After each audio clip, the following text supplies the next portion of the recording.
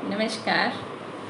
आजकल ये पेशेंट्स और हमारे स्टूडेंट्स कॉमनली ये क्वेश्चन अराइज़ कर रहे हैं कि कोरोना से बचने के लिए हमारे पास नेचुरल कौन कौन से तरीके हैं।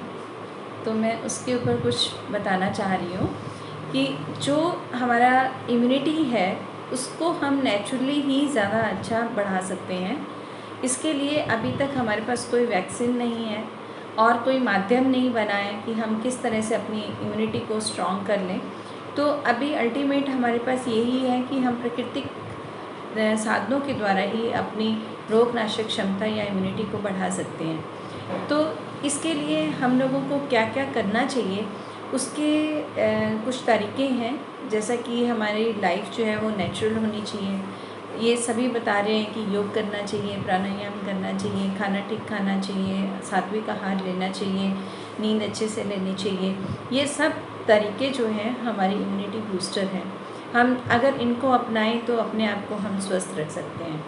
लेकिन इसके साथ ही हमारे को कुछ और बातों का भी ध्यान रखना चाहिए कि इसमें सबसे पहले नंबर पे ये कि हमें किसी भी तरह की कॉन्स्टिपेशन ना हो पाए।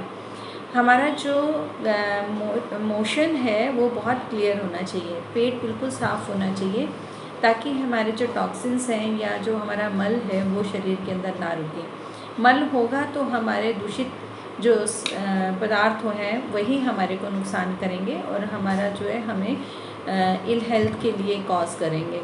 अब हमारा कॉन्स्टिपेशन को भी अगर ठीक करना है तो उसके लिए हमें क्या करना चाहिए।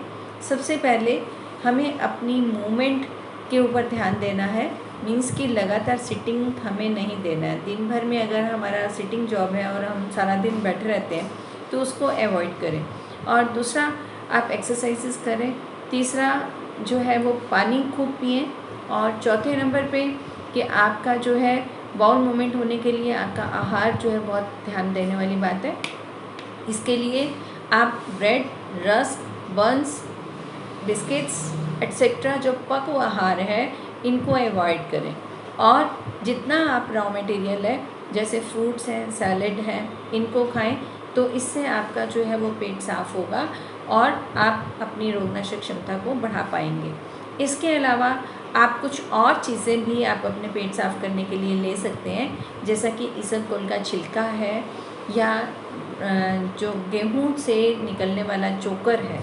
आटे को जब हम छानते हैं तो कुछ वो छान अलग हो जाता है, जो छान है उसी को हम चोकर कहते हैं। तो चोकर का इंटेक जो है वो हम लोगों को ज़्यादा करना चाहिए ताकि उससे पेट साफ़ हो जाए।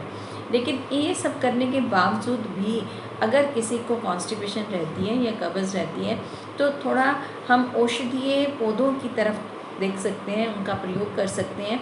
जैसा कि हरड़ है, हरड़ हमारा पेट साफ़ करती है और आजकल के मौसम में हरड़ और थोड़ा सा गुड़ दोनों को मिलाकर लेने से पेट अच्छा साफ़ हो सकता है। इसके अलावा त्रिफला ले सकते हैं, इसके अलावा निशोथ ले सकते हैं। इसके अलावा हमारे पास जो है वो कब्ज़ को तोड़ने के लिए हमारे पास सनाए है। हालांकि सनाए का प्रयोग थोड़ा सा लिमिटेड करना चाहिए, बट ऐसे कुछ एक जो प्लांट्स हैं इनका प्रयोग करके अपने पेट को हम साफ़ कर सकते हैं। अगर पेट साफ़ होगा तो हम आधी बीमारियां जो है उनसे हम बच जाते हैं, ऐसा कहावत भी है। तो उसको करने के लिए हम अवश्य ही हमें ध्यान रखें कि कब्ज़ ना रहने दें। कब्ज़ ही बीमारियों का जड़ है, तो सबसे पहले ध्यान दें कि कब्ज़ ना हो।